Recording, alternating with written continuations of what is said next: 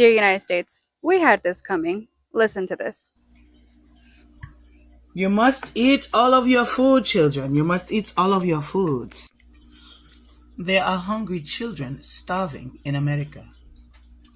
And in case you didn't get the reference, it comes to eat all your food, there's hungry children in Africa. Now, who doesn't know this saying? Eat your food, eat everything on your plate because there are people, children in Africa starving. You all know that, right? Well, we need to stop saying that. Danielle Grant is starving. I'm trying to see if I can get some food because we literally don't have anything to eat today. Me and my kids have been 5 days without food. 5 days ago, my food stamps were taken from me, stolen from me, with no warning, Today, I get this food stamp letter from the fucking food stamp office telling me not only am I losing my food stamps, I'm losing my $2,100 in cash benefits that I get every single month to pay my bills. Donald Trump is starving his people. Only in dictatorships, in countries where fascism rules, does the leadership intentionally starve the people. Guys, do you know that in America, the land of abundance is now being described as the new Hunger Games? In streets once filled with opportunity, families are now fighting over food. Mothers are breaking down on camera, admitting they've gone 5 days without eating, while their children cry for hunger. Food stamp cards are declining. Benefits are vanishing overnight, and people are literally choosing between paying rent or stealing a loaf of bread. The most chilling part is this isn't happening in a distant land. It's happening in the United States. The same country that once told their children to finish their plate because kids in Africa are starving. Now that saying has flipped. African parents are telling their children, eat your food. There are starving children in America. This isn't just a social crisis, it's a moral one. America's hunger is no longer invisible. It's loud, desperate, and dangerously real. I just saw an African woman saying, you must eat all of your food now, children. There are starving children in America. That hit home. Do you realize our whole lives we were told, eat your food. There are starving children in Africa. And those tables turned. They didn't turn, they flipped. Did you ever think in this lifetime that you'd see people in Africa doing better food-wise than we are? America needs to step up, clean out your cabinets. There's shit in there you don't use. Get the stuff out of the cabinets that you know you're not going to use. Danielle Grant is starving. I'm trying to see if I can get some food because we literally don't have anything to eat today or tomorrow. Ma'am, stop the cart. Don't you touch that! The president said I can have this food! Let go of the handle, ma'am. Step back from the cart. You're being detained. Detained? I'm a citizen! He said groceries are free now! With EBT cards now declining and mothers seen starving in the streets, desperate families are turning to crime just to fill their refrigerators. Walmart is now beefing up security nationwide amid growing threats of mass looting. I got kids at home. What am I supposed to do? Starve to death? Ma'am. No, I ain't leaving this here. I said what I said. I'm leaving with it, all of it. Y'all can call the cops if you want to. Jesus. My husband's in the Uber waiting. And with lines starting to resemble the Great Depression, people are literally fighting for their next meal. Walmart cashiers now double as bouncers, and somewhere out there, one of your neighbors is deciding whether to steal a loaf of bread or paying his rent. Welcome to the new American Hunger Game. They waited until people were already hungry and then made it harder to eat. The new Trump SNAP rules just kicked in, and they read like a manual for punishing poverty. If you're under 65 and you don't have kids, you now have to prove you work 80 hours a month just to keep food on your table. If you miss a single requirement, 3 months later, you're cut off. Veterans, homeless Americans, students, all shoved into a system that now demands proof of productivity before it gives you permission to eat. Parents used to be exempt if their kids were under 18. Now it's 14, because apparently a 15-year-old doesn't need dinner anymore. And it gets worse. Refugees and survivors of human trafficking, they just lost eligibility entirely. People who have escaped violence now have to starve in the country that they thought would save them. All while the USDA posts political rants blaming Democrats for health care for illegal aliens on its official website. 2 federal judges already ruled that cutting food aid like this is illegal, but those rules still went into effect, stripping food from millions of Americans right before the holidays. This is not about budgets. This is about cruelty. There are 42 million Americans dependent on that. 1 out of every 8 Americans, including a huge number of kids. 16 million. 16 million. 16 million of the people receiving food stamps are kids. I mean, you have everybody in America who is vulnerable, and what? I mean, they're just not going to get any help. And the frustrating part is, even with the government being shut down, there is money set aside, supplemental money, that the government could use if we had a working government.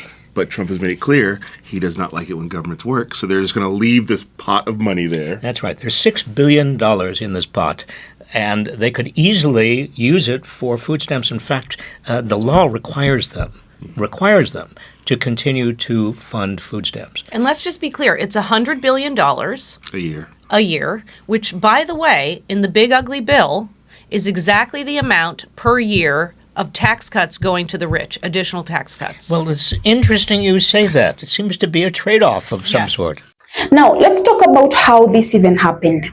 Millions of Americans woke up one day to find their safety nets gone. Food stamps cut from thousands of dollars a month to just a few dollars, some as low as $19. Cash assistance vanished. Housing and utility support disappeared without warning. In one case, a mother of 6 lost everything: $4,300 in food stamps, $2,100 in cash aid, $300 in utility help, and her Section 8 housing. Overnight, her family was left without nothing but hunger. Meanwhile, there is over 6,000 billion sitting in a government fund that could be used for food stamps. Yet it's left untouched, locked behind political dysfunction and bureaucratic games. Even worse, while 42 million Americans, including 16 million children, rely on this help, $100 billion in tax cuts were handed to the wealthy, the exact same amount as the food stamp budget itself. That is not coincidence. That's a choice, a moral trade-off. America's hunger crisis isn't just about empty stomachs. It's about broken priorities.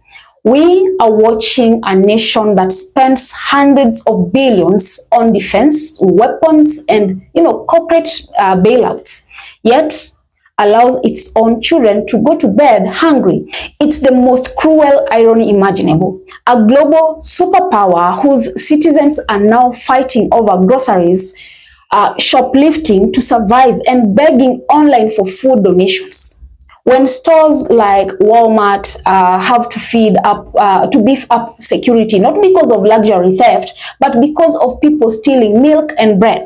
That is not just crime, that is collapse. That is a country signaling distress. And what makes it all worse is that this isn't due to scarcity. America has food, it has resources, it has money, lots of it. But what lacks right now is compassion and leadership.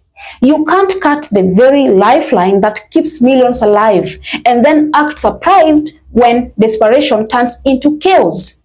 When a mother of 6 breaks down on camera saying her EBT card was stolen from her, without warning, that is not a random glitch. That is a system failure. And yet, this story goes beyond economics. It touches something deeper. Identity. For decades, the West, especially America, looked down on Africa, branding it as the face of hunger and poverty, saying, eat your food, there are starving children in Africa. Became a moral lesson in every household. But now that narrative has turned it has turned completely upside down. Videos are circulating on of African mothers telling their children to eat their food because they are starving children in America. The continent, once mocked as third world, is now using America as the cautionary tale. That is not just irony, it's a reckoning. Observers in Uganda have been, remarked that in some areas they are doing better food-wise than Americans. Imagine that.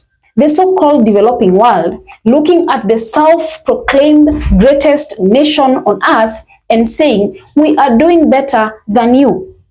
And perhaps they are right to laugh or to pity, because this isn't just a hunger problem. It's an identity crisis for America. A nation that once prided itself on abundance and charity now finds itself in the same sentences as famine-stricken countries it once pitied. The real tragedy is the political indifference. There is over 6 billion that could be released today, right now, to feed starving families, but politics has paralyzed compassion. Instead, leaders point fingers while ordinary Americans line up for hours at food pantries that are running out of supplies. How did we get here, guys? Part of the answer lies in policy. When tax cuts for the rich total 100 billion a year, the same as the entire food stamp budget, that is not economic policy. That is moral inversion. That is a government that feeds the wealthy and starves the weak. And what's happening next is predictable. Hunger doesn't stay quiet. It doesn't remain contained. While millions can't afford to eat, theft and conflict become survival tools. We are already seeing mass looting, threats at major retailers, police warnings about rising depression crimes, and security guards turning into bouncers. This is the social unraveling that happens when hunger meets inequality, when hope dries up, and when survival becomes the only goal. We are witnessing in real time a reversal of civilization's moral compass, where America, once the global symbol of prosperity, is now being used as a lesson in empathy, failure, and human fragility. So the next time someone says America is the land of opportunity, perhaps it's worth asking, for who? Because right now, for millions of families, America has become the land of impossible choices. Feed your kid or pay your rent, steal or starve. And that is not a sustainable equation. This hunger crisis is not just a statistic. It's a mirror reflecting the soul of a nation that forgot its own people. It's time for America to face that reflection, to feed its hunger, and to realize that no democracy, no matter how powerful, can survive when its citizens are too hungry to stand. Because when the richest nation on earth starts starving its own, the real famine isn't just in food, it's in conscience. Guys, drop a comment below. Let me know what are your thoughts. Also, remember to subscribe, like, and share as well. And until next time, bye-bye.